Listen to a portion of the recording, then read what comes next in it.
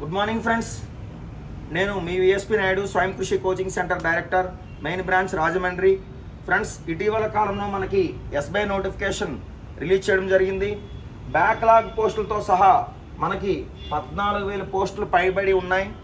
So ఈ application చేయడానికి చివరి తేదీ January 7th, 2025. అంటే మనకి ఈ డేట్తో పోలిస్తే దాదాపుగా ఒక 17 రోజుల చిల్లర ఉంది. సో చూసుకుంటే ఈ యొక్క ఎగ్జామ్ అనేది 7వ తారీఖు లోపు మనం అప్లై చేసుకోవాలి. ఈ ఎగ్జామ్కి 2 ప్యాటర్న్స్లో వాడు ఎగ్జామ్ కండక్ట్ చేయడం జరుగుతుంది ఫ్రెండ్స్. ఒకటి ప్రిలిమ్స్, రెండోది ఏంటంటే మైన్స్ అండి. సో ప్రిలిమ్స్ ఏంటంటే ఫిబ్రవరిలో ఉంటుంది ఎగ్జామ్. ఫిబ్రవరి 25th, అంటే ఫిబ్రవరి 28 బిలోనే మనకి జరగచ్చు. సో ఫిబ్రవరి కల్లా మనకి ఎగ్జామ్ జరుగుతుంది. అలాగే మెయిన్స్ వచ్చేసరికి మార్చ్ ఆర్ ఏప్రిల్ అనౌన్స్ చేసినప్పటికి కూడా మ్యాక్సిమం ఏప్రిల్లో మెయిన్స్ జరుగుతుంది ఫ్రెండ్స్. సో చూసుకున్నారు కదా, పోస్టులు మనకు 14,000 వచ్చాయి. చూసుకుంటే అప్లికేషన్ చేసుకున్న టైం వచ్చేసరికి January 7th. అలాగే 2 విధాలుగా ఎగ్జామ్ అనేది మనకి కండక్ట్ చేయడం జరుగుతుంది. ఒకటి ప్రిలిమ్స్, రెండోది మెయిన్స్. ఒకటోది ఏంటంటే ఫిబ్రవరిలో జరుగుతుంది, రెండోది ఏంటంటే మ్యాక్సిమం మోరోవర్ మనకి ఏప్రిల్లో జరగచ్చు. సో చూసుకుంటే ప్రిలిమ్స్ ప్యాటర్న్ ఒకసారి చూసుకుంటే ప్రిలిమ్స్లో ఏ సిలబస్ ఉంటుందో ఒకసారి చూసుకుందాం. అర్థమెటిక్ అంటే క్వాంటిటేటివ్ యాప్టిట్యూడ్ వచ్చేసరికి 35 క్వశ్చన్స్ ఉంటాయి, 35 మార్క్స్కి. అలాగే దీనికి వచ్చేసరికి ఇండివిజువల్ టైం వచ్చేసరికి 20 minutes. ఓకే, అలాగే రీజనింగ్ వచ్చేసరికి 35 క్వశ్చన్స్ ఉంటాయి, 35 మార్క్స్కి. దీనికి వచ్చేసరికి 20 minutes టైం ఉంటుంది. ఇంగ్లీష్ వచ్చేసరికి 30 క్వశ్చన్స్, 30 మార్క్స్, 20 minutes ఉంటుందండి. సో చూసుకుంటే మొత్తం చూసుకుంటే అర్థమెటిక్, రీజనింగ్, ఇంగ్లీషు మనకి 100 క్వశ్చన్స్ వస్తాయి. 100 క్వశ్చన్స్ వచ్చేసరికి ఏంటంటే టోటల్ 100 మార్క్స్. అలాగే టైం డ్యూరేషన్ ఎంత అంటే కనుక 1 hour 60 minutes అన్నమాట. సో రీజనింగ్, అర్థమెటిక్, ఇంగ్లీష్ అనేది ప్యాటర్న్ ఉంటుంది. ఇండివిజువల్ కట్ ఆఫ్ ఉంటుంది, ఇండివిజువల్ టైమింగ్స్ ఉంటుంది. అంతా కూడా ఎగ్జామ్ మోడ్ వచ్చేసరికి ఆన్లైన్ మోడ్ అండి. ఎగ్జామ్ మోడ్ వచ్చేసరికి ఆన్లైన్ మోడ్. అంటే జస్ట్ ఫస్ట్ వచ్చేసరికి ప్యాటర్న్లో అర్థమెటిక్ 20 minutesలో 35 క్వశ్చన్స్లో మ్యాక్సిమం ఎన్ని పెడతామో అన్నీ మనం చూసుకోవాలి. అలాగే రీజనింగ్ వచ్చేసరికి 20 minutesలో 35 క్వశ్చన్స్లో 35 మార్క్స్కి వస్తుంది. కాబట్టి ఎన్ని క్వశ్చన్స్ అడాప్ట్ చేస్తే అన్ని మార్క్స్ మాత్రమే వస్తాయి. సో చూసుకుంటే ఇంగ్లీష్ వచ్చేసరికి 30 క్వశ్చన్స్, 30 మార్క్స్, 20 minutes. అంటే 1 hourలో మనకేంటంటే ఈ ఎగ్జామ్ని మనం కంప్లీట్ చేసేసేయాలి. సో చూసుకుంటే కనుక ఇక్కడ వచ్చేసరికి ఎన్ని మార్క్స్కి మనకి నార్మలైజేషన్లో ఉంటుందనేది ఒకసారి మనం మాట్లాడుకుందాం. నార్మలైజేషన్లో ఫ్రెండ్స్ ఇప్పుడు మామూలుగా ఇది జస్ట్ క్వాలిఫైడ్ ప్యాటర్న్ అండి. ఇదంతా కూడా క్వాలిఫైడ్ కోసం, ఇందులో మెరిట్కి సంబంధించిన విషయం ఏం కాదు. సో చూసుకుంటే 20 minutesలో మనం ఎక్స్పెక్ట్ చేయాల్సింది 20 క్వశ్చన్స్ అప్లై చేస్తే సరిపోతుంది. అర్థమెటిక్ వచ్చేసరికి అలాగే ఓకే, అలాగే రీజనింగ్ వచ్చేసరికి 20 క్వశ్చన్స్ మనకి అప్లై చేసుకుంటే సరిపోతుంది. ఇంగ్లీష్ వచ్చేసరికి 20 క్వశ్చన్స్ అప్లై చేసుకుంటే సరిపోతుంది ఫ్రెండ్స్. సో మన టార్గెట్ ఏంటంటే 35 క్వశ్చన్స్ కాదు, 20 క్వశ్చన్స్ మాత్రమే మనం అప్లై చేసుకోవడానికి ట్రై చేయాలి. ఓకే, మ్యాక్సిమం టైం ఉంటేనే ఇది, లేదంటే బిలో ఒక 5 క్వశ్చన్స్ తగ్గినా పర్వాలేదు. ప్రతి దాంట్లో 5 క్వశ్చన్స్ తగ్గినా పర్వాలేదు. ఈ నార్మలైజేషన్ మెథడ్ వచ్చేసరికి ఏంటంటే ఏదైనా కన్ఫ్యూజ్ అయిపోయి తప్పులు పెట్టకూడదు. ఫస్ట్ చేసింది కాన్ఫిడెంట్గా చేయాలి, కరెక్ట్గా చేయాలి.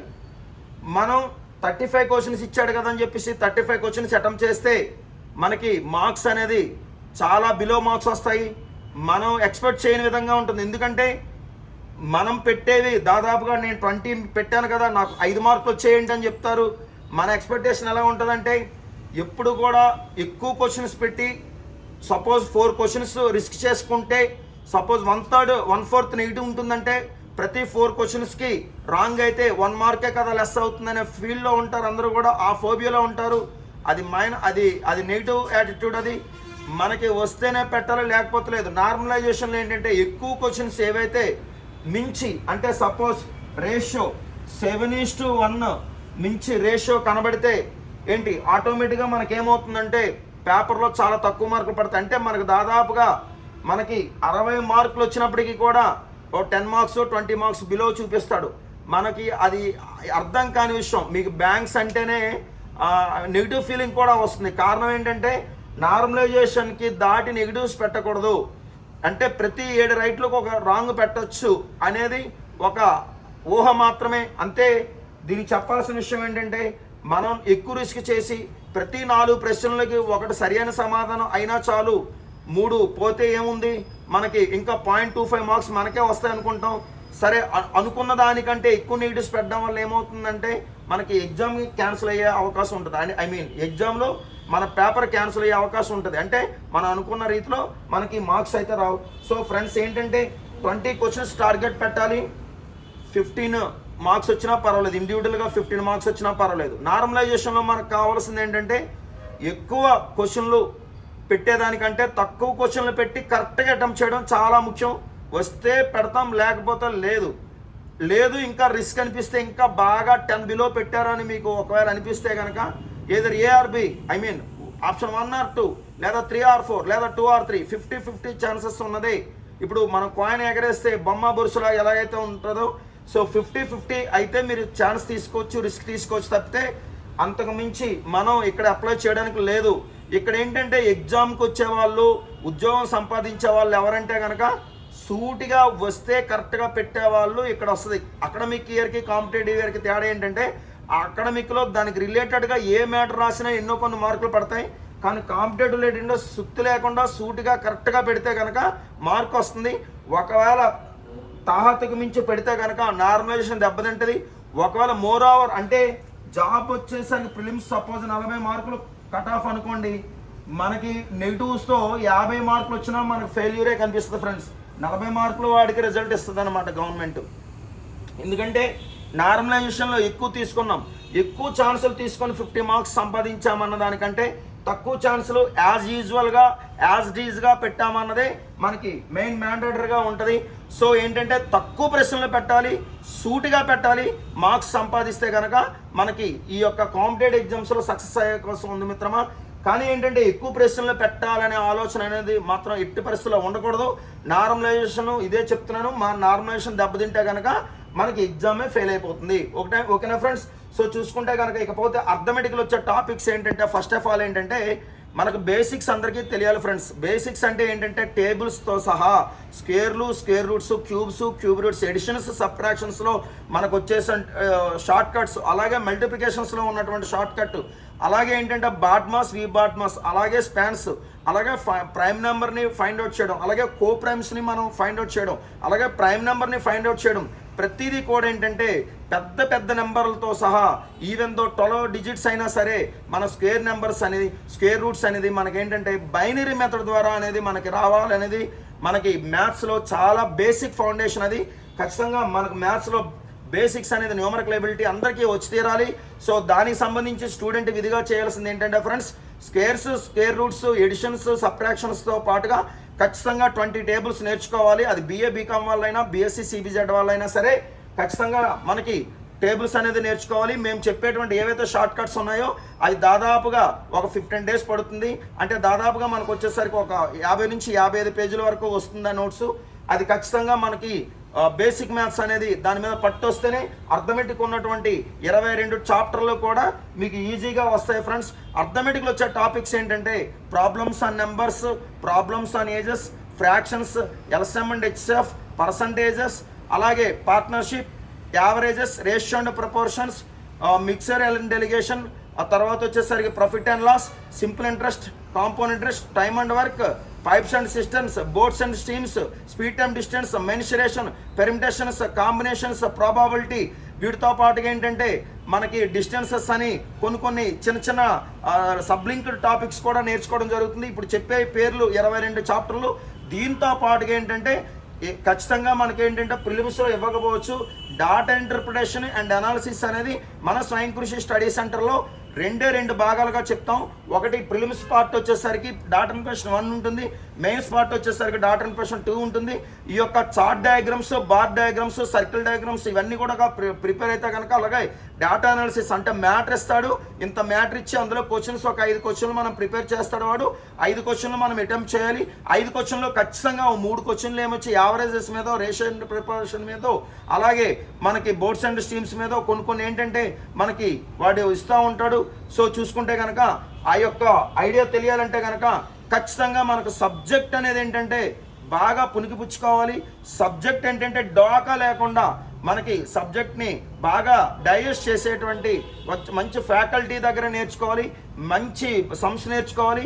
మొదట్లో టఫ్గా అనిపిస్తుంది, కానీ ఫ్యాకల్టీ చెప్పేటువంటి ఇంట్రెస్ట్ మోడ్ని బట్టి, ఫ్యాకల్టీ తాలూకు ఇంటరాక్షన్ బట్టి, ఆ యొక్క అవినాభావ సంబంధాన్ని బట్టి మనకు సబ్జెక్ట్ అనేది వస్తుంది, ఇంట్రెస్ట్ పెరుగుతుంది.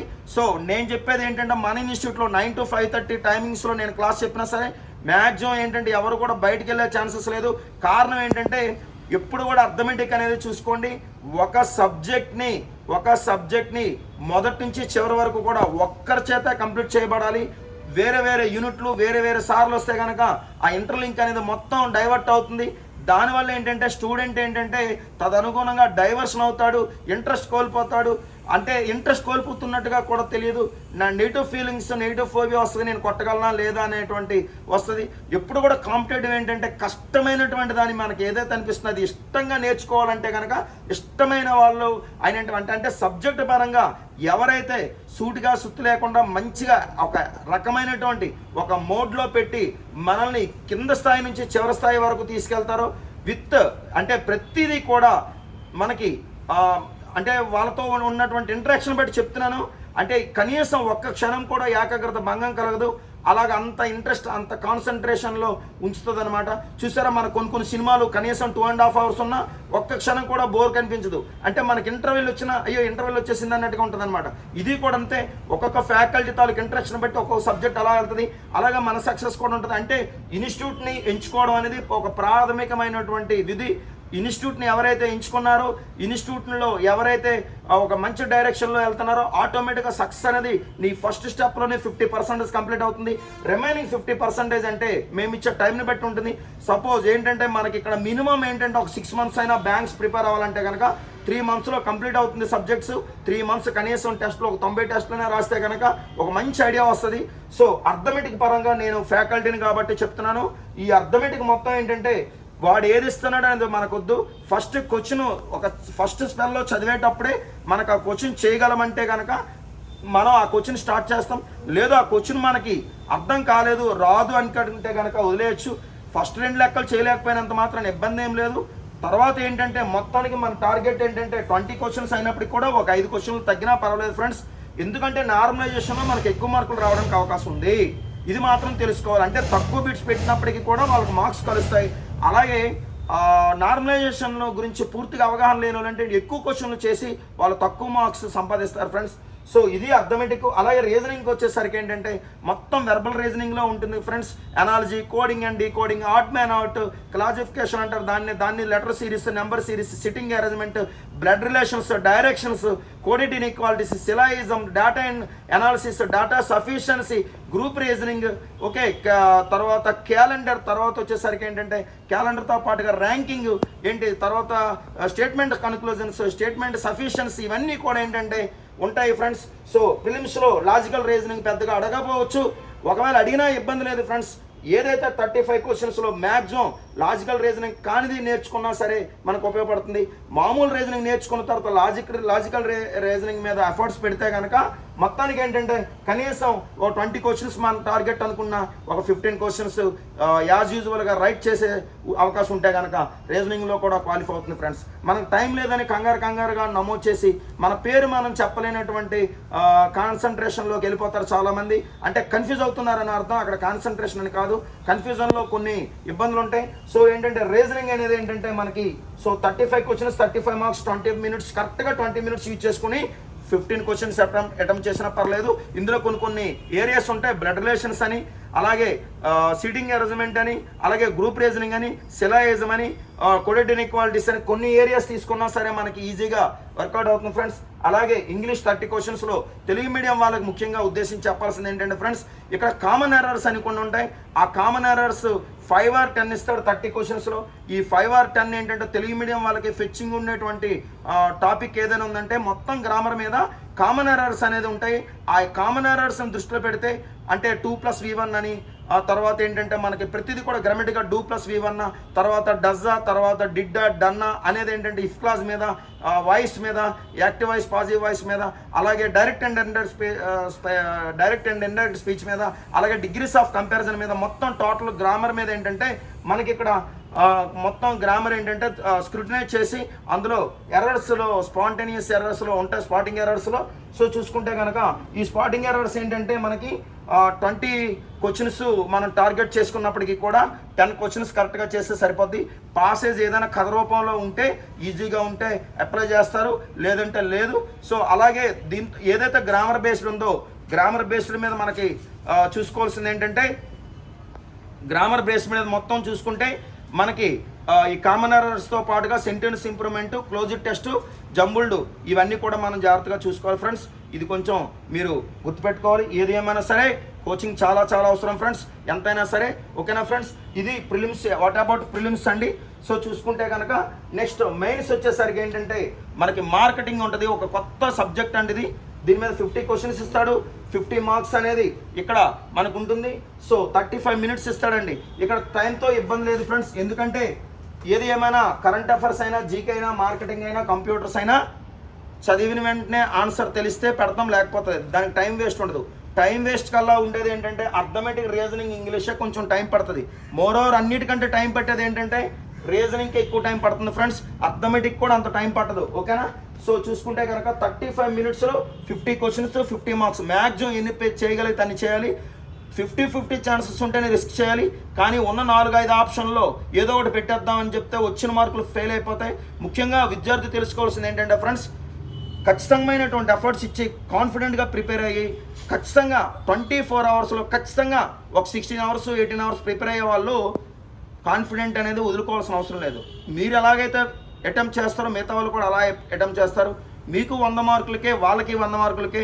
అలాగే మీరు ఎంతవరకు అయితే వెళ్తారో వాళ్ళు అంతవరకే వెళ్తారు. సో ఏంటంటే నాకన్నా ఇంకా ఎవరైనా గొప్ప వాళ్ళు ఉంటారేమని ప్రతి ఒక్కరు ఆలోచిస్తారు. సో నువ్వు ఏదైతే టైంని సద్వినియోగం చేసుకున్నావో ఆ టైంకి తగ్గట్టుగా మిగతా వాళ్ళు సద్వినియోగం చేసుకుంటారు. అందరికీ 100కి 100 మార్కులు వస్తాయి, కానీ 100 కంటే ఎక్కువ రావు. అలాగే 24 గంటల్లో 18 గంటలకు మించి ఎవరు చదివేసింది ఉండదు. కాబట్టి ఫ్రెండ్స్ ఇక్కడ గమనించాల్సింది ఏంటంటే ఫస్ట్ ఆఫ్ ఆల్ కాంపిటేటివ్ కావాల్సింది ఏంటంటే కాన్ఫిడెంట్ ప్లస్ హార్డ్ వర్క్ చేసి కాన్ఫిడెంట్ లేకపోయినా ఇబ్బంది, కాన్ఫిడెంట్ ఉండి హార్డ్ వర్క్ లేకపోయినా ఇబ్బంది. అది ఓవర్ కాన్ఫిడెంట్గా వెళ్ళిపోతుంది. కాబట్టి ఏంటంటే ప్రతి ఒక్కరూ కూడా ఏంటంటే నాకేమొస్తుందిలే అనేటువంటి సెకండ్ థాట్ ఉండకూడదు. దాన్ని నెగిటివ్ థాట్ అంటాం మనం. సో ఆ నెగిటివ్ థాట్ ఉంటే కనుక ఇక్కడ పని అయ్యే ఛాన్స్ ఏం లేదు. సో ఖచ్చితంగా జాబ్ అయితే వస్తుంది. ఒకటి మన మీద మనకు నమ్మకం ఉండాలంటే కనుక మనం డే 1 నుంచి తీసుకునేటువంటి స్టెప్స్ ప్రతిదీ కూడా హార్డ్ వర్క్ నేచర్లో, క్లాస్ టైమింగ్స్ విషయంలో, అటెంప్ట్ విషయంలో ప్రతిదీ 100% ఉండాలంటే కనుక ఫస్ట్ డే 1 నుంచి కనుక మనం వేసేటువంటి మైండ్ సెట్ని ప్రిపేర్ చేసుకునే విధానాన్ని బట్టి ఉంటుంది ఫ్రెండ్స్. సో చూసుకుంటే ఇక్కడ మనకి ఏంటంటే మోర్ ఓవర్ ఎన్ని వస్తాయని పెట్టవచ్చు. ఎందుకంటే మెయిన్స్ అనేది ఏంటంటే ఫ్రెండ్స్ గుర్తుపెట్టుకోండి, ఇది మెరిట్కి సంబంధించిన విషయం. ఇదేంటండి మెరిట్కి సంబంధించినటువంటి విషయం. మనం ఎన్ని ఎక్కువ అటెంప్ట్ చేస్తే అన్ని బెస్ట్. బట్ ఏంటంటే నెగిటివ్స్కి వెళ్ళకూడదు. ఓకేనా. అలాగే ఇంగ్లీష్కి వచ్చేసరికి 40 క్వశ్చన్స్ 40 మార్క్స్ 35 మినిట్స్ అండి ఇది కూడా. సో ఇక్కడ కూడా ఏంటంటే గమనించాల్సింది ఏంటంటే ఒక పాసేజ్ ఉంటుంది, సెంటెన్స్ ఇంప్రూవ్మెంట్ ఉంటుంది, ఎర్రర్ కరెక్షన్స్ ఉంటుంది, జంబుల్డ్ ఉంటుంది, అలాగే క్లోజ్డ్ టెస్ట్ ఉంటుంది. ఇన్ని రకాలుగా ఉంటుంది. ఒక 5లో 2 సినానిమ్స్ ఉంటే 3 యాంటోనిమ్స్, లేదా 3 సినానిమ్స్ ఉంటే 2 యాంటోనిమ్స్ ఉంటుంది ఫ్రెండ్స్. సో ఇంగ్లీష్ మొత్తం ఏంటంటే మనకి మరొకసారి చెప్తున్నాను, గ్రామర్తో పాటుగా అంటే సెంటెన్స్ ఇంప్రూవ్మెంట్, క్లోజ్డ్ టెస్ట్తో పాటుగా పాసేజ్ ఉంటుంది, తర్వాత ఏంటంటే క్లోజ్డ్ టెస్ట్ ఉంటుంది, తర్వాత వచ్చేసరికి మనకి జంబుల్డ్ ఉంటుంది. ఈ విధంగా సినానిమ్స్ సెంటెన్స్తో పాటుగా ఉంటుంది. సో మనకి ఇందులో ఖచ్చితంగా 15 మార్కులు మీరు ప్లాన్ చేసుకుంటే సరిపోతాయి ఫ్రెండ్స్. అంతకన్నా ఎక్కువ అనవసరం. వస్తే మంచిదే, కానీ మినిమం 15 మార్క్స్. ఒకవేళ 15 కాన్ఫిడెంట్గా చేసినప్పటికీ కూడా అంతకన్నా రిస్క్ చేయాల్సిన అవసరం వద్దు. ఒకవేళ వస్తే పెట్టండి, కానీ 15 మార్క్స్ వస్తున్నాయి, మిగతా నాకు రావట్లేదు అంటే కనుక అక్కడ ఆపేయడం బెస్ట్. సో అర్థమెటిక్ వచ్చేసరికి ఏంటంటే 50 క్వశ్చన్లు 50 మార్కులు. ఇందులో డాటా ఇంటర్ప్రిటేషన్ అనాలిసిస్ కూడా ఉంటుంది ఫ్రెండ్స్, ఖచ్చితంగా ఉంటుంది. సో చూసుకుంటే 45 నిమిషాల్లో మనం ఖచ్చితంగా 30 అబవ్ పెట్టాలి ఫ్రెండ్స్. గుర్తుపెట్టుకోండి, 30 క్వశ్చన్స్ అబవ్ మనం అటెంప్ట్ చేయాలి. అలాగే సో చూసుకుంటే అవే టాపిక్స్. సో చూసుకుంటే రీజనింగ్ అండ్ కంప్యూటర్స్ వచ్చేసరికి 50 క్వశ్చన్లు, 60 మార్కులు ఫ్రెండ్స్. ఇది రీజనింగ్ కంప్యూటర్స్ మనకి 25+25 మేబీ అనుకుంటున్నాను నేను. సో చూద్దాం. 60 మార్క్స్ అండి, 45 నిమిషాల్లో 30 గంటలు పెట్టాలి. మొత్తం 2 గంటల 40 నిమిషాలు ఫ్రెండ్స్. మెయిన్స్ వచ్చేసరికి 2 గంటల 40 నిమిషాల్లో మనం 190 క్వశ్చన్లు అటెంప్ట్ చేయాలి. 200 మార్కులు చూసుకోవాలి. మెరిట్కి సంబంధించినటువంటి విషయం, మనకి ఎన్ని మార్క్స్ బాగొస్తే మన నెంబర్ అంత ముందుగా కనబడుతుంది. సో జాబ్ వచ్చే ఛాన్సెస్ ఉందంటే కనుక ఇక్కడే. ఇదంతా ఫస్ట్ ప్రిలిమినరీలో మనం ఏంటంటే ఇది క్వాలిఫైడ్కి సంబంధించినటువంటి విషయం. ఇది job orientation friends, no interview. Just ఏంటంటే మనకి అంటే ఇంటర్వ్యూ అంటే ఇంటర్వ్యూ గురించి వెరీ అవ్వాల్సిన విషయం లేదు. జస్ట్ మన తాలూకా సబ్జెక్ట్ అది అంటే సర్టిఫికేట్ వెరిఫికేషన్స్తో పాటుగా కొద్దిగా మన చుట్టూ ఉన్నటువంటి ఎన్విరాన్మెంట్ గురించి, మన డిస్ట్రిక్ట్ల గురించి, మన తాలూకా చుట్టూ ఉన్న దేవాలయాల గురించి, కొన్నిటి వాటి గురించి వాడు ఖచ్చితంగా షూర్ చేసి క్వశ్చన్ చేసే అవకాశం ఉంది. కొద్దిగా ముందుకు రామ్మా. సో చూసుకుంటే కనుక ఇలా చూసుకుంటే కొంచెం నరేష్ కొంచెం గట్టిగా పట్టు. సో చూసుకుంటే అలాగే ఓబీసీ ఫీ పర్టికులర్స్ వచ్చేసరికి ఓబీసీ 750 రూపీస్ పెట్టాలి ఫీజులో, ఎస్సీ ఎస్టీ 250 రూపీస్ పెట్టాలి. సో చూసుకుంటే ఓబీసీకి 3 ఇయర్స్ అంటే 28+3 31 ఇయర్స్ వరకు ఓబీసీకి ఛాన్స్ ఉంది. ఎస్సీ ఎస్టీకి 33 ఇయర్స్కి ఛాన్స్ ఉంది. ఓకే, అలాగే పీడబ్ల్యూబీడీ అంటే ఫిజికల్ హ్యాండిక్యాప్డ్ వాళ్ళు ఎవరైనా ఉంటే కనుక ఇక్కడ మనకి 10 ఇయర్స్ ఛాన్స్ ఉంది. అలాగే పీడబ్ల్యూబీడీ ఎస్సీ ఎస్టీ అయితే 15 ఇయర్స్ ఉందండి. పీడబ్ల్యూబీడీ ఓబీసీ అయితే 13 ఇయర్స్ ఉంది. ఎక్స్ సర్వీస్ మ్యాన్కి అయితే 50 ఇయర్స్ వరకు ఛాన్స్ ఉంది. విడోస్, డైవర్స్డ్ ఉమెన్ లేదంటే పెళ్లి కాని అమ్మాయిలైనా సరే ఓసీ అయితే 35 ఇయర్స్ ఛాన్స్ ఉంది. ఓబీసీ అయితే 38 ఇయర్స్ ఛాన్స్ ఉంది. ఎస్సీ ఎస్టీ అయితే 40 ఇయర్స్ ఛాన్స్ ఉంది ఫ్రెండ్స్. సో ఇవన్నీ కూడా ఎక్సెప్షన్స్ ఫ్రెండ్స్, అవన్నీ కూడా రూల్స్. సో ఖచ్చితంగా మీరు ఈ యొక్క జాబ్ని సంపాదించి మీరు రానున్నటువంటి January 2025లో మీరు ఒక మంచి ఎంప్లాయీగా ఉండాలని నేను కోరుకుంటున్నాను. అందరికీ ఆల్ ది బెస్ట్ చెప్పుకుంటున్నాను. Thank you so much. జై శ్రీరామ్.